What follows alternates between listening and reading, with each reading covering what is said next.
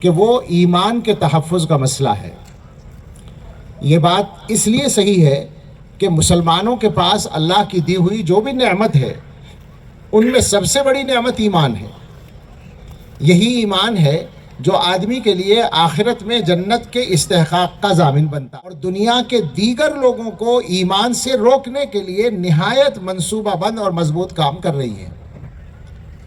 حالات کا اگر آپ اندازہ کریں گے تو یہ سمجھ میں آئے گا کہ آج جتنے وسائل، جتنے ذرائع اس کام کے لیے ہو سکتے ہیں وہ سارے کے سارے استعمال کیے جا رہے ہیں۔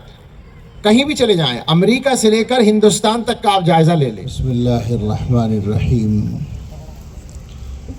الحمدللہ نحمده ونستعینه ونستغفره ونؤمن به ونتوکل علیہ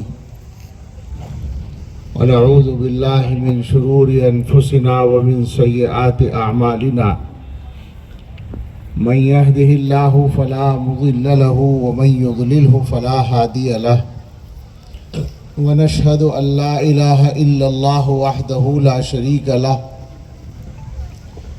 ونشهد أن سيدنا ونبينا ومولانا محمدا عبده ورسوله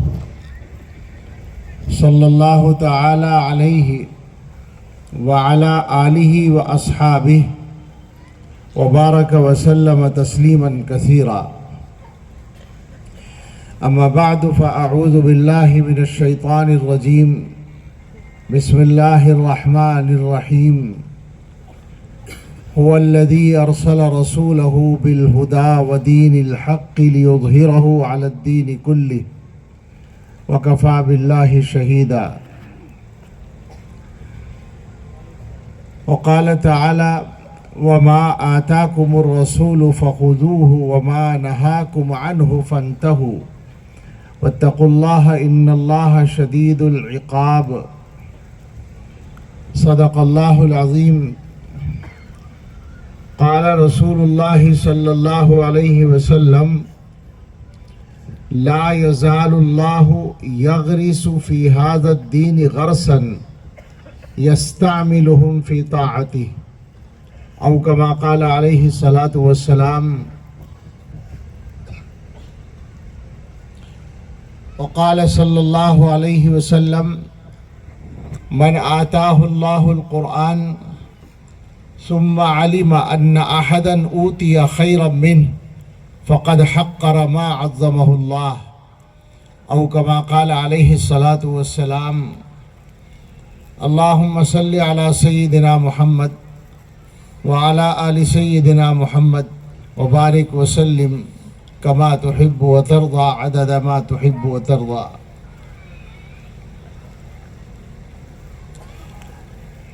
تاریخ نے پوچھا: اے لوگو، یہ دنیا کس کی دنیا ہے؟ ایک نظم پڑھا کرتا ہوں میں، اس میں دنیا میں جو کچھ ہوا اور جو ہونا چاہیے وہ بتایا گیا۔ ایک بزرگ شاعر کی نظم ہے: تاریخ نے پوچھا اے لوگو، یہ دنیا کس کی دنیا ہے؟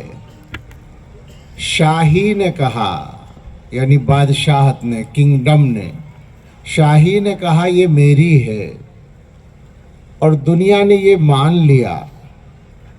پھر تخت بچھے، ایوان سجے، گھڑیال بجے، دربار لگے، تلوار چلی اور خون بہے، انسان لڑے انسان مرے، دنیا نے آخر شاہی کو پہچان لیا، پہچان لیا۔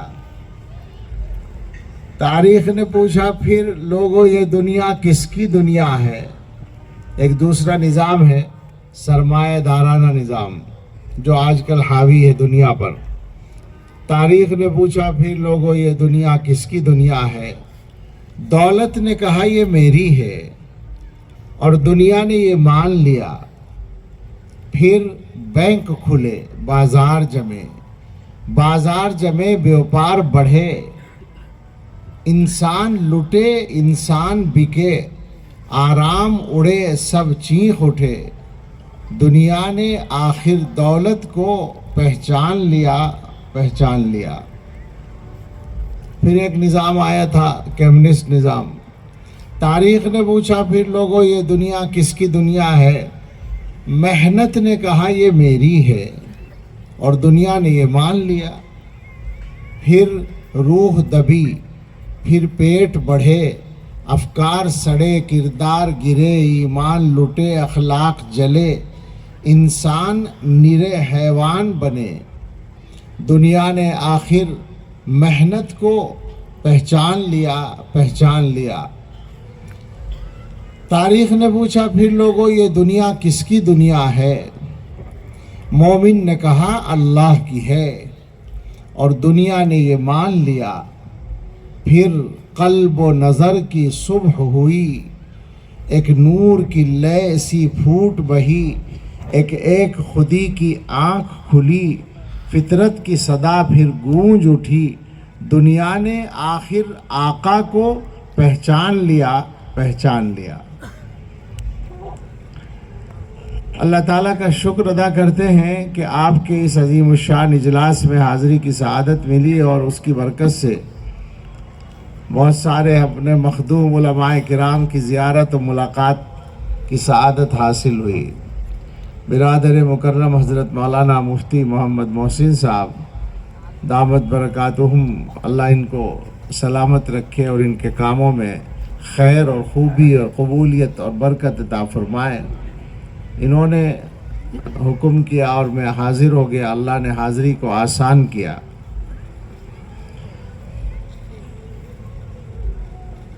آج کل جو وقت گزر رہا ہے، اسفار اور بیانات اور مدرسے کا اب تو اسباق پورے ہو گئے لیکن چل رہا تھا ابھی تک سلسلہ.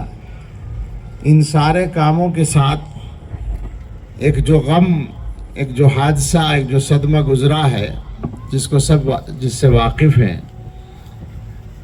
اس نے ذہن و دماغ کو بہت زیادہ مشغول اور کبھی کبھی کسی درجے میں مفلوج سا کر رکھا ہے. اس کے کچھ اثرات کسی بھی کام میں محسوس ہونے لگتے ہیں.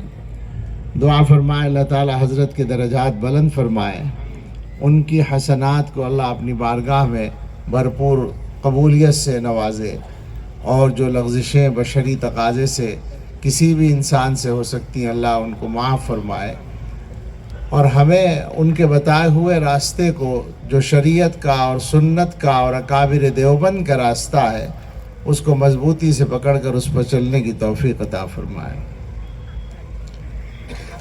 ابھی میرے ذہن میں ایک بات یہ آئی، ہمارے عزیز مولانا جو نظامت کر رہے ہیں، نظامت کرنے والے عام طور سے جوان لوگ ہوتے ہیں، اسی لیے ان کو منتخب کیا جاتا. ہم جیسوں سے تو نظامت کوئی نہیں کراتا، تو ان کا کام یہ ہوتا ہے کہ وہ مردوں میں جان ڈالنے کا کام کریں، اپنے الفاظ سے، اپنی تعبیرات سے، اپنے اشعار سے. تو انہوں نے بہت سی باتیں کہیں، بہت سے اشعار پڑھ دیے، مگر خاص طور سے ایک چیز کے بارے میں یہیں سے اگر بات کہہ دوں اور پہنچ جائے گی تو اچھا ہوگا. یہ جو حضرت کے خلفاء کے ذمہ داری کی بات بار بار میرے بارے میں کہی جا رہی ہے، تو یہ کوئی ایسی چیز نہیں ہے جس کا تذکرہ عوامی سطح پر اور عوامی اجلاسات میں کیا جائے، بلکہ یہ تو ایک طرح کی امانت تھی اور میں نے اس کا اظہار بھی نہیں کیا تھا، اور وہ بھی خدمت ہے، ورنہ سارے خلفاء مجھ سے بہت زیادہ برتر اور بہت کامل ہیں. میں ان کا سب سے ناقص فرد ہوں، اور شاید اسی لیے ایک خادم کے طور پر حضرت کی نظر میں یہ بات تھی. لیکن یہ کوئی ایسا مسئلہ نہیں ہے جس کو بار بار ہم ذکر کریں. یقیناً میں قسم کھا کر یہ بات کہتا ہوں کہ میں یہ دل سے کہہ رہا ہوں کہ حضرات خلفاء جتنے بھی حضرت کے ہیں وہ سب مجھ سے زیادہ ہر اعتبار سے بہتر ہیں اور کام کر رہے ہیں. البتہ رابطے کے لیے رابطہ کار کے طور پر جیسے آج کل ضرورت ہوتی ہے کبھی کبھی، تو یہ خادم ہو سکتا ہے، لیکن یہ کوئی ایسی بات نہیں ہے جس کا بار بار ہم ذکر کریں. یہ معذرت کے ساتھ ہی محبت میں کیا ہے، لیکن مصلحت کا تقاضا یہی ہے جو میں عرض کر رہا ہوں. ہمارے زمانے میں جو مسائل ہیں جن پر بات ہو سکتی ہے مسلمانوں کے کسی بھی اجتماع میں، کسی بھی اجلاس میں، وہ بہت سے مسائل ہیں، اور ظاہر ہے کہ ہر دور میں مسائل تو رہتے ہی ہیں. دنیا مسائل کا نام ہے، دنیا مسائل و مشکلات کا نام ہے، اور انہی مسائل و مشکلات سے गुजरने का नाम कामयाबी होता है, सही तरीके से अगर गुजर जाए। तो मुसलमानों के सामने आलमी